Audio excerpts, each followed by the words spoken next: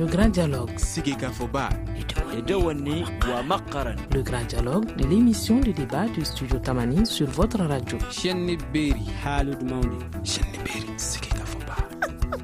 grand dialogue. Mesdames et messieurs, bonsoir. Au centre du forum de la presse de ce vendredi, 4 sujets. Le premier, c'est le démarrage hier des patrouilles mixtes à Gao, un démarrage qui devient effectif après beaucoup de tergiversations et un événement sanglant. Le second, c'est le report de la mise en place des autorités intérimaires. Le troisième, c'est la publication de cette semaine donc du dernier rapport d'Amnesty International pour le cas du Mali. On ne saurait dire que le document est vraiment flatteur puisqu'il y a même question de faire du Mali une priorité compte tenu de l'aggravation de la situation relative aux droits humains. Alors, le dernier sujet, c'est la situation sécuritaire, une situation qui reste toujours préoccupante. On atteste l'attaque subie par la force Barkhane dans la région de Kidal et qui s'est soldée par la mort de 4 membres d'un groupe armé. De tout cela, nous allons parler avec 4 journalistes, à savoir Paul Ben, il est journaliste indépendant, Ami Baba Sissé, il est du RFM et du journal Figaro. Nous avons également Amidou El-Hadji Touré, lui il est de malimedia.com, et Idrissa Keita qui est donc de Raïda Info. Ce forum vous est présenté par Seydou Foma. Le grand dialogue.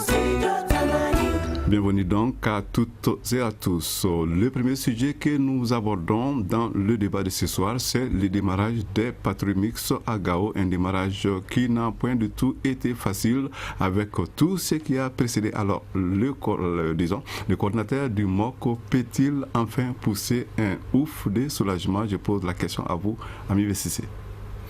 Merci beaucoup, bonsoir à tous les auditeurs de votre réseau. C'est une question difficile à répondre. On sait que le Mali a connu un coup dur avec cette histoire de MOC.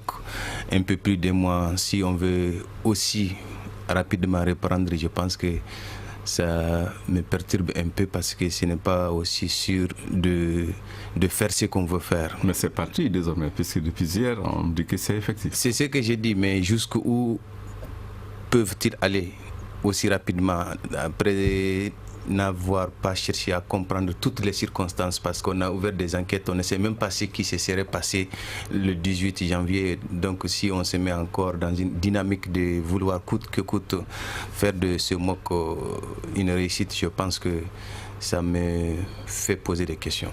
Alors, Idrissa Keita, vous êtes de Raïda Info. Je le rappelle, est-ce que ce démarrage du MOC à Gao, ça vous donne espoir ou ça vous rend un peu plus optimiste?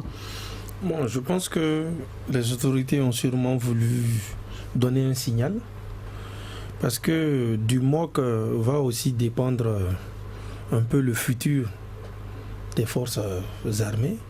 Une loi de programmation militaire est là. On peut dire que le MOC est quand même un indice parce que c'est un mixage de l'armée régulière et de certains mouvements armés.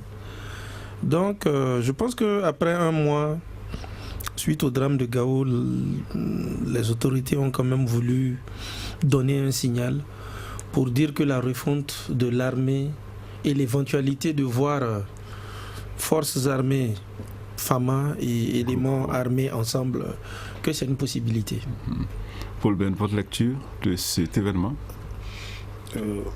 Bonsoir aux auditeurs et aux téléspectateurs, puisque ça paraît à la télé, je crois, demain, de Studio Tamani. Je pressens que vous serez un peu plus optimiste aujourd'hui. Ce n'est pas que je suis optimiste, mais je dis qu'il faut continuer. Il faut continuer, c'est pas parce que le MOC a subi une attaque sanglante qu'il faut s'arrêter. Sinon, on donnerait raison à ces terroristes, à ces forces du mal. Je le dis toujours, moi qui sillonne un peu ces régions dangereuses, soit par véhicule ou par air, j'y réside aussi.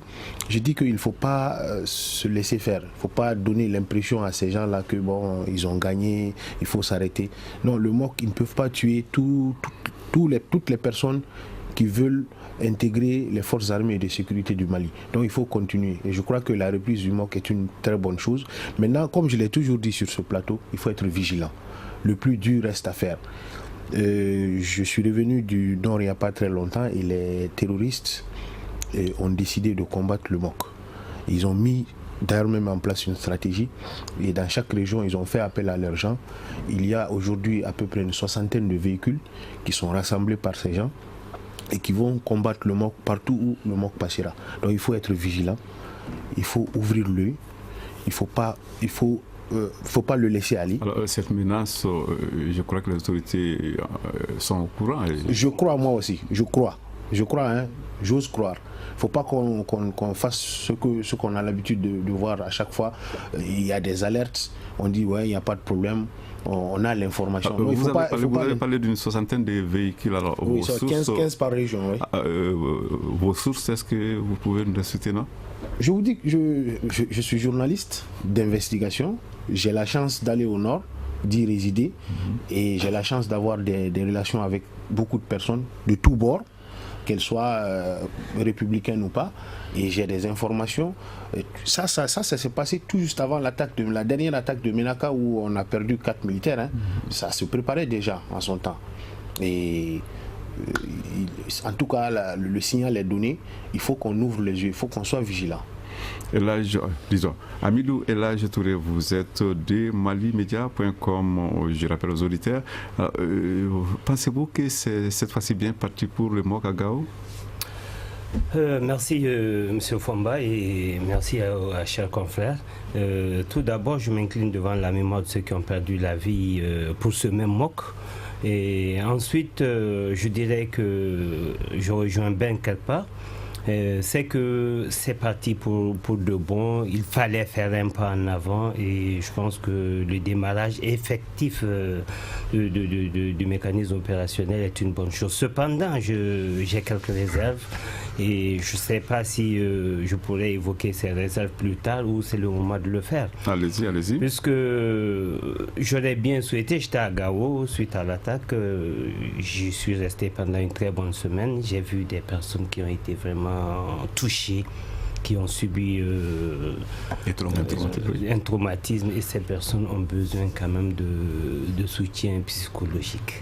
Et s'il faut aujourd'hui recantonner ces personnes, aller vers un mécanisme opérationnel, je pense que ce serait vraiment mal vu. Donc c'est un appel que vous lancez? C'est un appel que je lance. Deuxièmement, j'aurais quand même souhaité que ce soit sous la coprésidence des forces armées maliennes et de la MINUSMA. Cependant, tel n'a pas été le cas et nous l'avons tous constaté ou remarqué que c'était sous la présidence de la MINUSMA.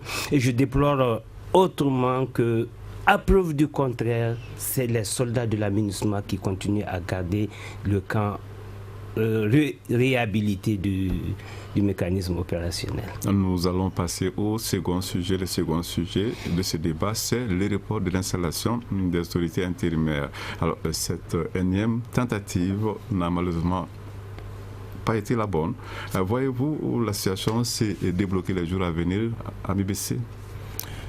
Moi, je pense que cette histoire, c'est depuis la source, c'est depuis la base, parce que nous savons dans quelles conditions... Et pourquoi vous l'appelez histoire? Cette histoire d'autorité intérimaire, c'est d'abord par rapport aux accords d'Alger, à l'accord d'Alger, et tout le monde sait comment est-ce que ça a été élaboré. Il est évident que de l'Assemblée jusqu'à la Cour constitutionnelle, en passant par le peuple, on a vu comment est-ce que ces autorités intérimaires ont été accueillies.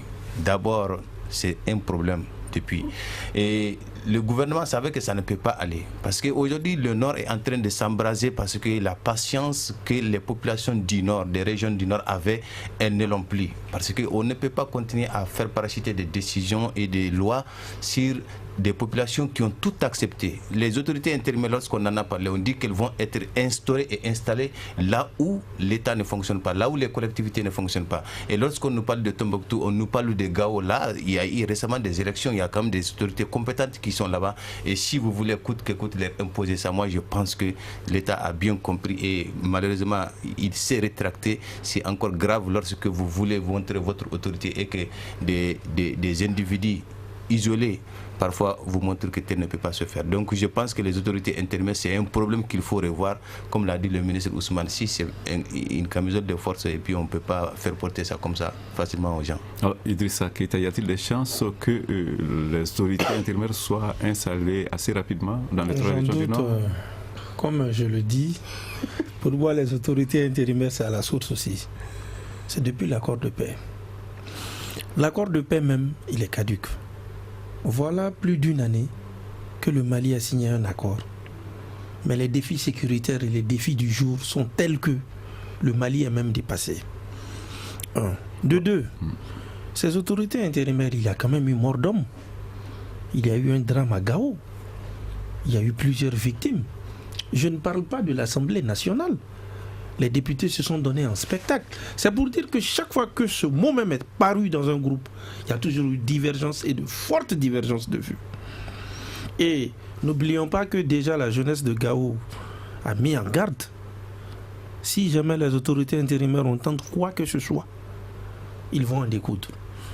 Autrement, on vient quand même de faire des élections. Parce qu'à ce que je sais, ces autorités-là ont une position communale dans le système de gestion locale. Or, on vient de faire des élections dans certaines zones, au-delà même de tout le territoire national. Donc, c'est quand même un langage en porte-à-faux, où on a quand même eu des autorités communales et qu'on va y mettre des autorités intérimaires. Et encore, Kidal, où on pensait que c'était acquis, certaines autorités, entre guillemets, ont montré que finalement, ce sont elles qui font la loi. Ce sont elles qui décident de qui administrera la zone ou non. Donc, en conclusion, l'autorité intérimaire n'est pas une solution.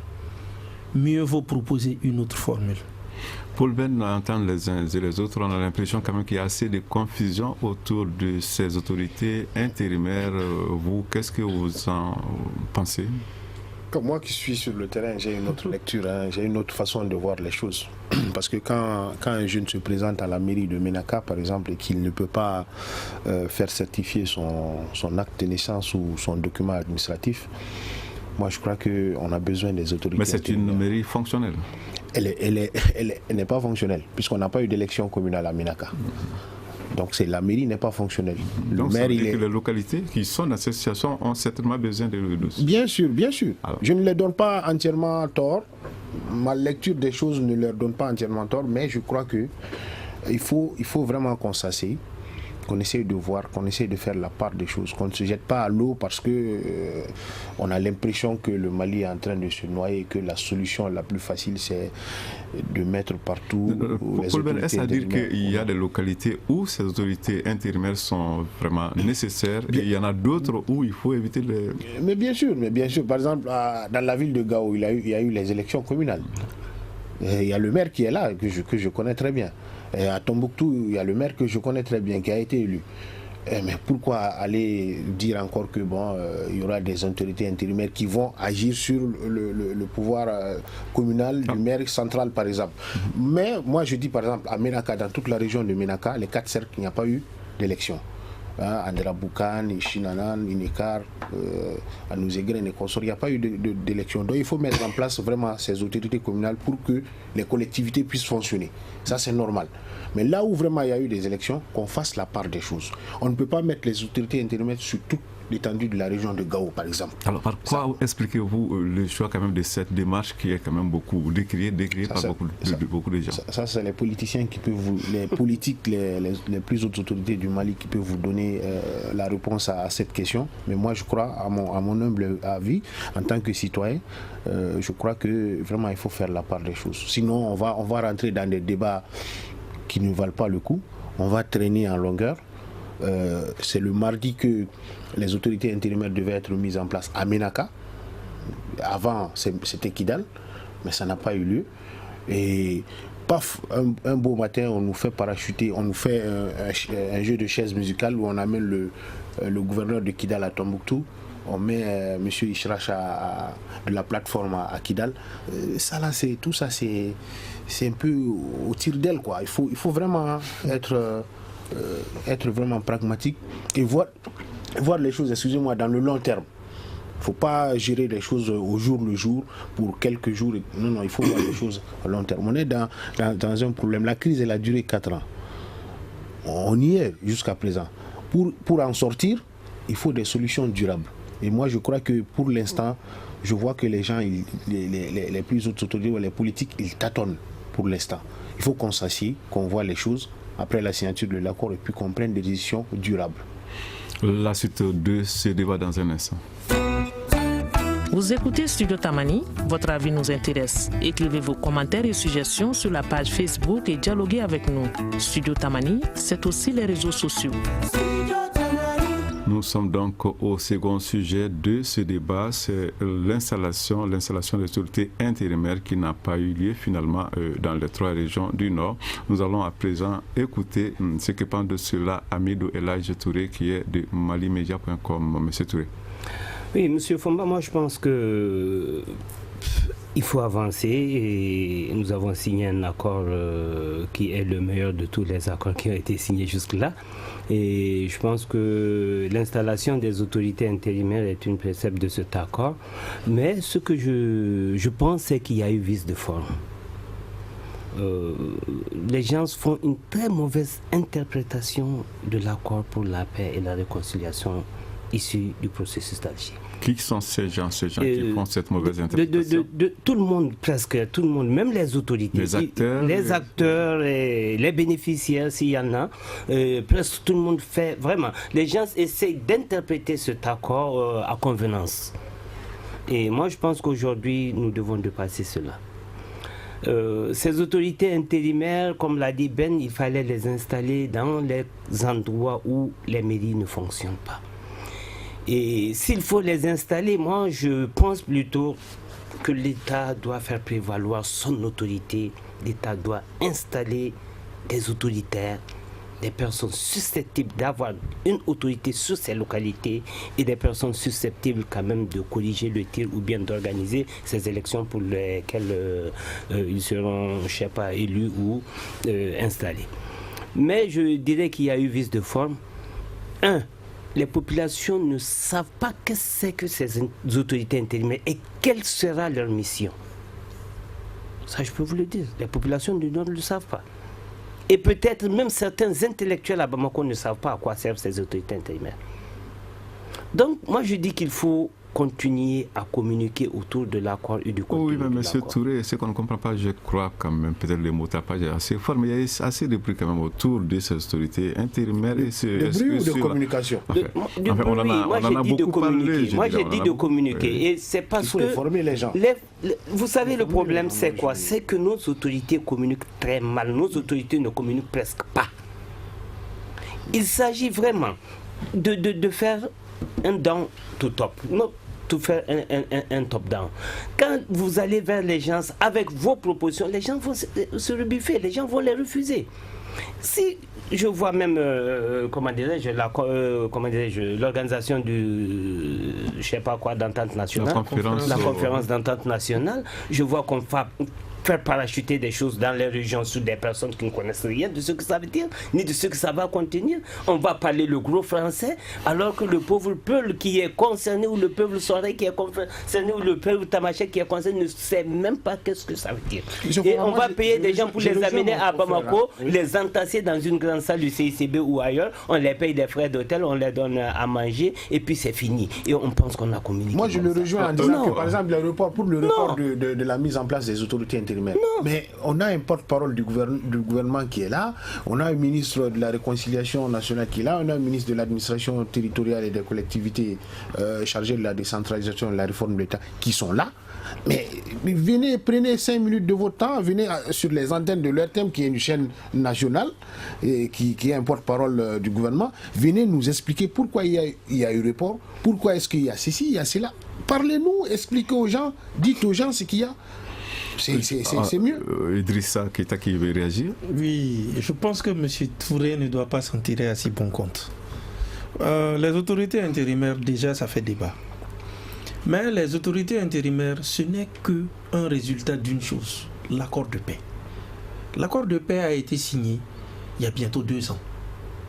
et on ne va pas se voiler la face, il est caduc. Qu'est-ce que vous dites caduc? Moi je ne comprends pas. L'accord est dépassé. On entend de plus en plus ces termes, l'accord caduc, mais qu'est-ce qu'il faut maintenant? Est-ce qu'il faut l'actualiser ou quoi? Il faut l'actualiser. Et je pense que déjà cet accord, c'est vrai qu'il y a eu toutes les sensibilités, les journalistes, les politiques qui étaient là-bas. Mais ne nous voilons pas aussi la face. Certains y étaient lors de la signature des accords, mais ils n'étaient pas habilités à être au niveau de certaines corporations. Je ne me mets pas dans ce débat. Ça, c'est un fait. L'accord en lui-même, déjà, il n'a pas fait l'unanimité au sein de la population. À ce jour, on peut dire que les populations, dans leur grand ensemble, ne se sont pas encore appropriées l'accord de paix. Or, les autorités intérimaires viennent de cet accord. Maintenant, l'accord, c'est vrai, il y a une mise en place, il y a un procédé pour l'appliquer. On parle de la conférence d'entente nationale. On aurait dû commencer par ça depuis. Parce que le Mali est à la croisée des chemins. Il y a une crise politico-sécuritaire et même culturelle. Mais justement, moi j'allais dire que vous dites que l'accord est caduc. La crise, elle est caduque ou bien elle continue? Non, je ne parle pas de la crise. L'accord est venu suite à la crise. L'accord est venu suite à la crise. La crise, elle existe toujours ou bien elle est caduque? La crise, elle existe toujours parce que justement dans l'application de l'accord, il y a eu des ratés.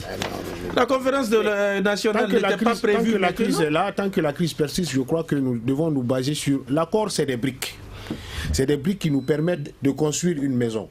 On a tellement discuté autour des briques qu'on ne peut pas construire une maison en discutant autour des briques. Il faut les prendre, les mettre une à une, l'une sur l'autre, l'une à côté de l'autre pour construire une maison. Or, depuis ce temps, on est en train de discuter autour des briques. Il est temps qu'on prenne ces briques, qu'on les mette. Même s'il y a une brique qui tombe, on reprend une autre, on les dépose. Là, on va construire la maison. Sinon, tant qu'on reste là... Le problème, c'est ce que j'ai plutôt dit, c'est que les gens font une très mauvaise interprétation de l'accord. En ce sens que mon confrère Drissa pense que l'accord est caduc. C'est un fait. D'autres pensent que l'accord est d'actualité.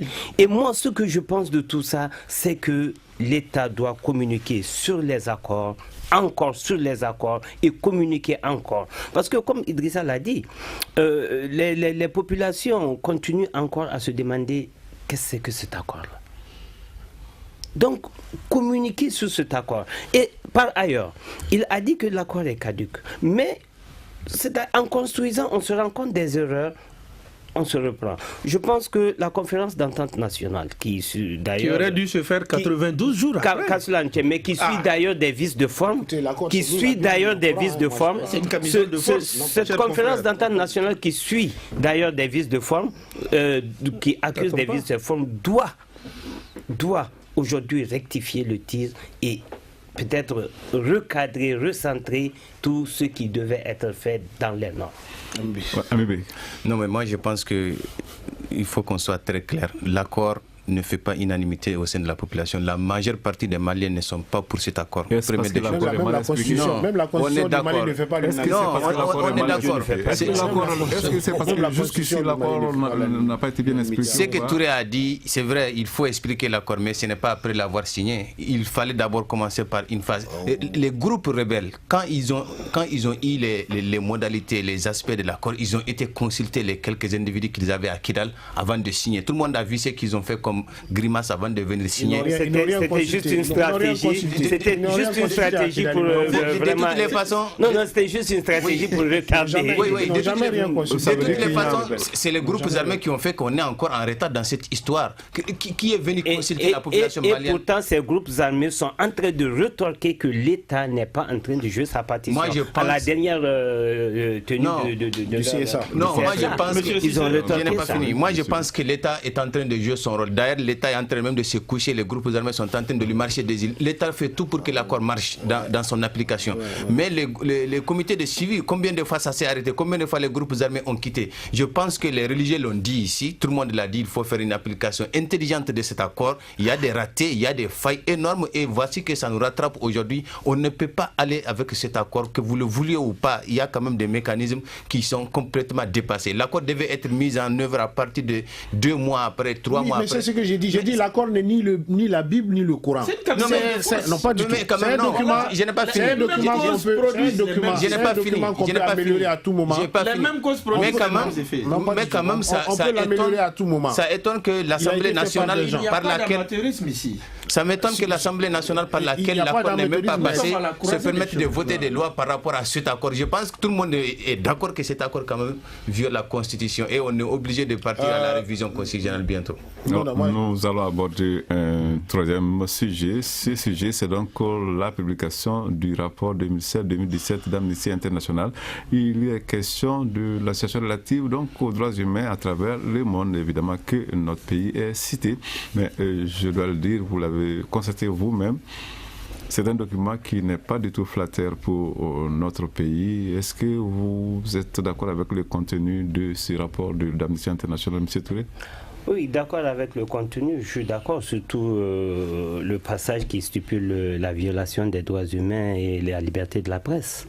Et aujourd'hui, nul n'ignore ce qui se passe à Bamako et dans les régions. On est en train de museler la presse, on est en train de bastonner des journalistes, on est en train d'empêcher les gens d'organiser des meetings, d'organiser des marches, alors que ce sont des droits humains. Et si l'État vraiment veut que les citoyens continuent à le respecter, je pense qu'il faut leur attribuer leurs droits, je pense qu'il faut leur concéder ce qui leur revient. Alors, Paul Ben, Amnesty trouve la situation si grave, elle estime que la situation s'aggrave justement de jour en jour, au point qu'elle dit qu'il faut faire du Mali une priorité. Alors, c'est vraiment logique selon vous? Du Mali une priorité par rapport à quoi? Par rapport aux violations des droits humains. Non, on parle d'exaction. Je ne sais pas si le Mali est pire que le Burundi, mais bon, il faut s'inquiéter. Oui, mais des exactions sont quand même citées. Des exactions commises aussi bien par les FAMA que par les forces internationales et les groupes armés. Oui. Non, moi, la situation dans laquelle le Mali vit depuis 5 ans maintenant est préoccupante et certaines personnes en profitent pour mener des exactions. Ce n'est pas seulement les groupes armés, mais aussi des porteurs d'uniformes, des hommes en tenue. Moi j'ai vu le cas à Tombouctou, ça se passe à Kidal, ça se passe un peu partout. C'est préoccupant. Maintenant, qu'est-ce que Amnesty International amène comme solution? À part dénoncer. C'est déjà important de dénoncer. Ça fait des années que des rapports de ce genre paraissent. Moi, je crois que maintenant, il faut qu'Amnesty International, au-delà de sortir des rapports, trouve un moyen de pression, de mettre la pression sur les différents gouvernements, sur les différents pays où ils constatent cela, afin que ça ne peut pas cesser à 100%, mais afin que ça se réduise. C'est ça que moi je dis, c'est le point sur lequel moi je critique souvent ces organismes, là, Human Rights Watch, Amnesty International. Je leur dis, vous dénoncez, c'est bien, c'est très bien de dénoncer, de publier, de faire paraître, de dire aux gens que bon, il y a telle chose qui se passe. Maintenant, après, c'est quoi? Chercher maintenant le moyen de mettre la pression sur ces gouvernements, sur les gouvernements, sur les pays, afin que cela cesse. Nous avons vécu tout à l'heure le conflit entre Bambara et Peul dans le Massina. C'est quoi? C'est le laxisme, c'est le laisser-aller, c'est un truc latent qui est là depuis des années. Si on avait mis la pression un peu sur les autorités afin qu'elles stoppent cela, elles peuvent le faire. Justement, moi je pense que le confrère, il doit comprendre une chose. C'est vrai qu'elle dénonce. C'est aussi un outil, plus ou moins, pour les autorités et même pour la société civile, pour les populations. Se faire une idée de ce qui se passe. Mais est-ce que, en faisant des propositions, en se mettant dans ce jeu-là, certains ne vont pas crier au loup en parlant d'ingérence? Point d'interrogation. Le débat, il est là. Ensuite, c'est vrai, la situation n'est pas fameuse. Mais, simplement, en partie, je dis bien en partie. Pourquoi? C'est à cause de la caducité de l'accord de paix. Je vais m'expliquer. Il revient à sa caducité. Je reviens. Mon cher confrère, les exactions, ça se fait avant la crise. Alors, on va lui permettre de nous expliquer. Vas-y. Justement, vous savez, qu'on le veuille ou non, les violations des droits, parce que les droits humains ont atteint un certain niveau, auxquels on ne s'attendait pas. C'est-à-dire qu'il y a même des actes, des choses qu'on fait, ce sont des droits humains, mais on ne s'en rend pas compte. Mais au jour le jour, on découvre que les droits humains ont une autre ampleur. Maintenant, on peut quand même supposer que dans une zone où il y a une paix, où il y a un semblant de paix, il n'y aura pas d'exaction en tant que telle. Aussi, le Mali, comme je l'ai dit, il y a un péril sécuritaire. À telle enseigne que actes terroristes, bandits de grand chemin, barbarie, on n'arrive même plus à faire la part des choses. Vous avez parlé de Mopti Massina.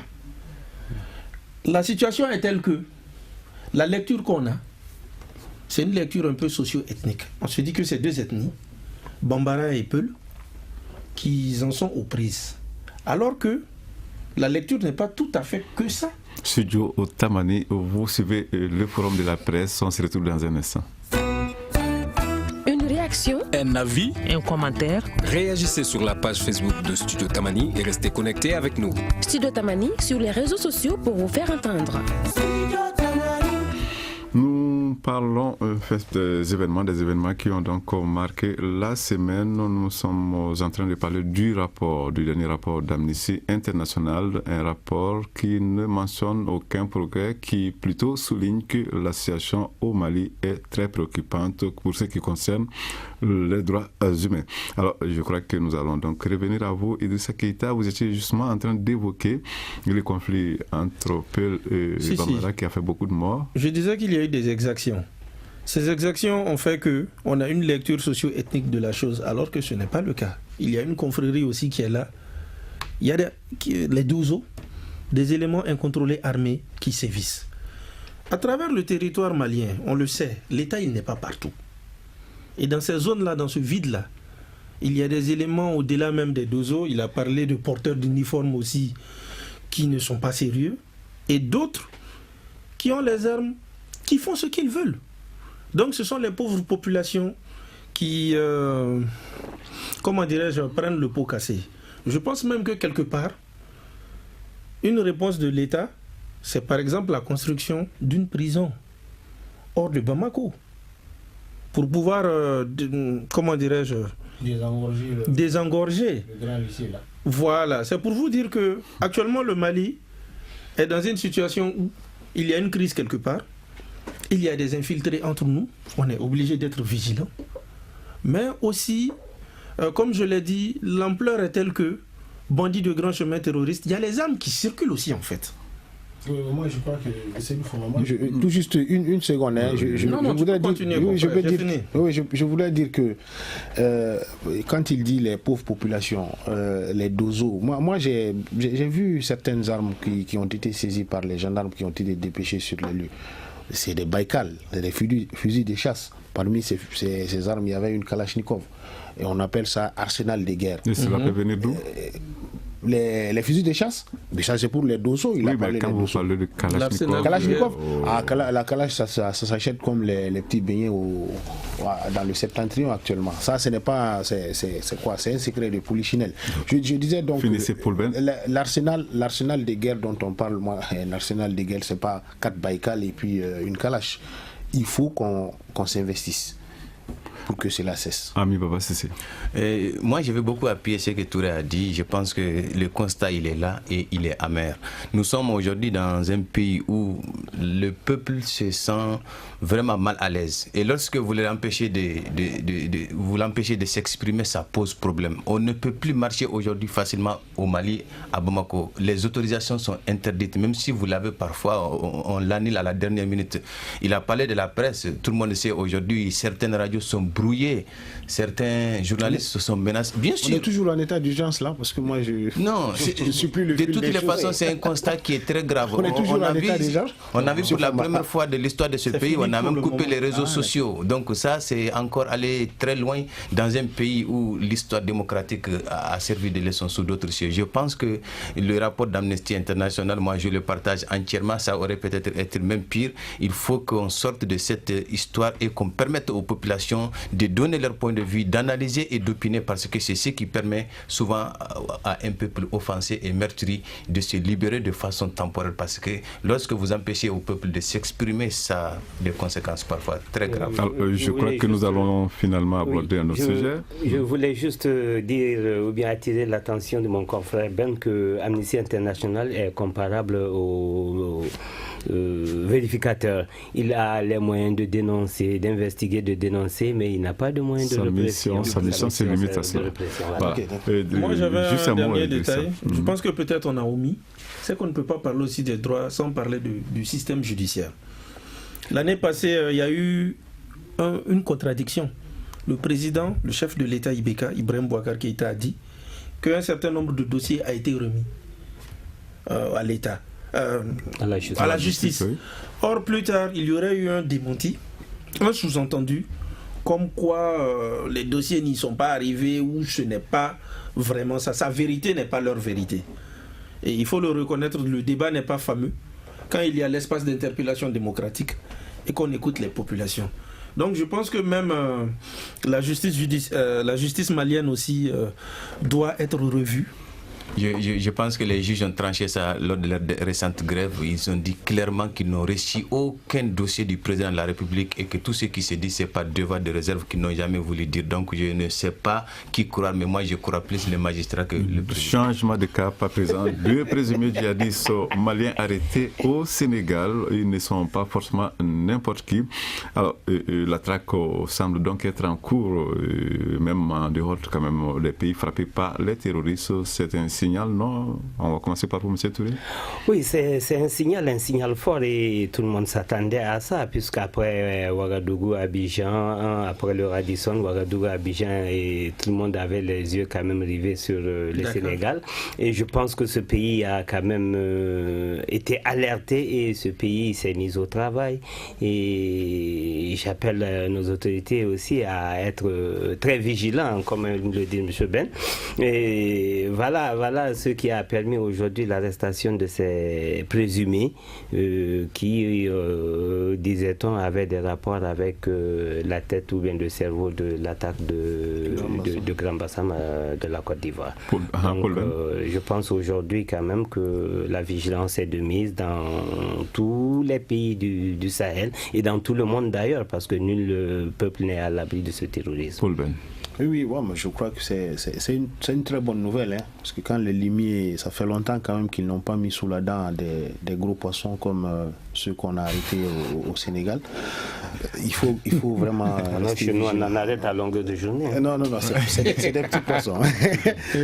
Il faut rester vigilant. Parce que vous savez, quand cette nébuleuse a décidé de mener une guerre asymétrique, c'est-à-dire ils sont partout, n'importe où. C'est les forces invisibles. C'est pas qu'ils sont invisibles. Donc il faut être vigilant. Comme je l'ai toujours dit, tout bon Malien est un bon policier, est un bon agent de renseignement. Et il faut que l'administration le prouve aux Maliens que nous sommes et qu'il nous donne la latitude de les aider, qu'il nous aide à les aider. Idrissa Keïta. Moi, je suis content. Parce que vous savez, quand les attentats en leur temps se sont faits, il y a eu des tribunes, de débats comme ça, entre confrères, sociétés civiles et autres. Et on a tous dit qu'il serait temps que les États entre eux collaborent. Une synergie d'efforts, d'action. Et le ministre même concerné de la tutelle, la sécurité intérieure, a même eu à faire des voyages. Souvent on l'a vu à travers certains confrères, où il y a eu des échanges. Mais vous savez, c'est la sécurité. Souvent, il y a des secrets défense comme on dit. On n'ébruite pas. Mais on constate que, après les attentats, on met quand même la main, on commence à déceler des réseaux. Et encore, Grand Bassam, en Côte d'Ivoire, on met la main sur des bandits ici. Et ceux qu'on vient de prendre au Sénégal, eux, ils étaient à l'origine. Vous voyez, non? C'est-à-dire ils se déplacent et dans leur mouvement, on arrive à les suivre, les localiser. Ça veut dire que la synergie est une réalité. Et ça veut dire qu'à la longue, on pourra espérer que, à part le fait que c'est à l'externe, à l'interne aussi, on puisse avoir des résultats de ce genre. Mais, pour le faire, les populations, comme on l'a dit, doivent être très vigilantes. Et se sentir concernées. Et se sentir concernées et dénoncer toute action suspecte. Ami BC. Oui, comme l'a dit Paul, il faut de la vigilance. Nous avons vu que même ici au Mali, à un moment, les services de renseignement ont procédé à des arrestations, mais quelques jours plus tard, des catastrophes sont arrivées. C'est vrai, le Sénégal n'est pas trop habitué à ce fléau, mais de plus en plus, ils vont commencer à converger là-bas. Je suis sûr et certain que ce n'est pas seulement ces 2 personnes, il y a d'autres quand même unités éparpillées un peu partout dans la nature. Il ne faut pas trop crier victoire, mais je pense que ça rassure les populations lorsque ils savent que quelques dangers parfois sont déjoués par les services de renseignement. Au Mali aussi, c'est vrai, on est très exposé, mais de temps à autre, là, il y a des exploits qui sont faits. Je pense que de façon coalisée, les États peuvent faire beaucoup de choses si certains moyens leur sont octroyés. Il n'est pas question de baisser la garde, surtout avec les informations qu'on reçoit. Alors, la force Barkhane qui a été attaquée par des membres d'un groupe armé. Alors, les Français ont réagi. Ils ont quand même tué 4 personnes et ont saisi du matériel. Il y a aussi cette nouvelle qui nous est parvenue du Niger. On parlait de 11 morts. À présent, c'est 15 soldats nigériens qui sont morts et 19 autres qui ont été blessés dans une attaque contre leur patrouille. On dit que les assaillants ont pris la direction du Mali une fois de plus. Des Iforas. Le scénario apparemment, le scénario reste le même, M. Touré. Bon, le scénario reste le même. Je vous l'ai dit, nul peuple n'est à l'abri du terrorisme aujourd'hui. Et moi, ce que je refuse de croire, c'est que tout le monde essaye de figer le Mali, de penser que le Mali est la base arrière de tous ces malfrats, de tous ces terroristes. Moi, je pense que, comme Ami l'a dit, ils sont éparpillés dans la nature. Mais lorsqu'on prend quand même le cas du Niger, chaque fois quand même qu'il attaque, alors on c'est du côté, c'est vraiment du côté de la frontière malienne. Bon, je sais pas, peut-être c'est là-bas qu'ils ont plus d'espace de se mouvoir, c'est là-bas que les frontières sont poreuses, c'est là-bas qu'il manque vraiment une force d'interposition. C'est là-bas c'est là-bas qu'ils sont plus à l'aise, je ne sais pas. Il faut pas se voiler la face. Dans cette partie du Mali qui fait frontière avec le Niger, franchement, on peut pas lutter contre ces gens, on ne peut pas les stopper. Parce que la région de Ménaka qui est frontalière à cette partie du Niger où il y a des incursions, imaginez-vous, on a quoi, 17, la région en tout et pour tout a 17 gardes. On a 4 gendarmes, on n'a pas de policiers. Ouais, mais lorsqu'on Barkhane est là. Barkhane est à 300. Barkhane est à 300. Écoutez, Barkhane est quand même. Si Barkhane n'est pas omnipotent. Barkhane n'est pas omnipotent. Barkhane a fait des incursions dans cette zone il n'y a pas plus de 2 mois où ils sont partis, ils ont arrêté des personnes, ils ont comme ils disent, ils ont neutralisé certaines. C'est encore les droits humains. Ils ont neutralisé. Mais Barkhane est à 300 km. Barkhane est à 360 km de la zone où se passent ces choses. Donc Barkhane ne peut pas à chaque fois se lever pour aller. C'est pas possible. Nous sommes dans un pays. Il faut que nous-mêmes. Nous sommes dans un territoire. Ils sont là pour ça. Ils doivent avoir les moyens. Nous devons compter sur les forces d'abord avant de compter sur les. Si nos forces sont absentes, celle qui est là pour quand même pallier à ces mesures. Moi, j'aimerais laisser la parole au confrère parce que c'est vrai qu'on entend beaucoup parler de Barkhane, mais lui qui est sur le terrain, il est quand même en train de situer par rapport aux actions de Barkhane. Parce que finalement Barkhane est là-bas, mais on ne sait pas exactement ce qu'ils font. Chaque fois qu'on a écho de Barkhane, c'est qu'ils ont eu à attraper des gens ou il y a eu un attentat contre eux. Donc, non, Barkhane est là-bas, mais je vous dis, Barkhane est à plus de 360 km de la zone où se passent ces incursions-là. Et à plus de 360 km. Sinon, Barkhane fait de temps en temps, ils font des patrouilles, et ils font des arrestations, ils neutralisent des objectifs comme ils le disent. Mais je vous dis, moi je le dis, je le maintiens, il faut qu'on compte sur nos propres forces d'abord. Peut-être que la force sahélienne entre le Burkina, le Mali et le Niger, peut-être que cette force-là est un début trouver une solution. Alors, pour moi, c'est très simple. L'État n'est pas présent sur cette partie du territoire et c'est difficile que l'État puisse même assurer la sécurité. Sinon, même avec les autorités intermédiaires, si l'État était là, peut-être qu'il aurait pu maintenir un certain ordre. Donc, c'est difficile, comme l'a dit, c'est obligatoire qu'on considère le Mali comme étant la base arrière parce que là, c'est un refuge. On est dans les zones de Andera-Boukane, Ishinanan, ça c'est la frontière. Là-bas, il n'y a même pas de maire, il n'y a même pas le préfet n'est même pas présent là-bas parce qu'il n'y a pas de militaires, il n'y a pas de policiers. Merci donc à vous tous. C'est la fin de cette émission. Nous avons reçu Paul Ben, journaliste indépendant, Ami Baba Sissé, RFM, Journal Figaro, Ami de Elhadji Touré qui est de malimedia.com et Idrissa Keita de Raida Info. À la mise en onde, il y avait Sedoumbo, réalisation Ibrahim H. Diallo et à la régie vidéo Mamadou Ouattara. À la présentation, il y avait Seydou Fomba. On vous souhaite un excellent week-end. Le grand dialogue. Le grand dialogue de l'émission de débat du studio Tamani sur votre radio.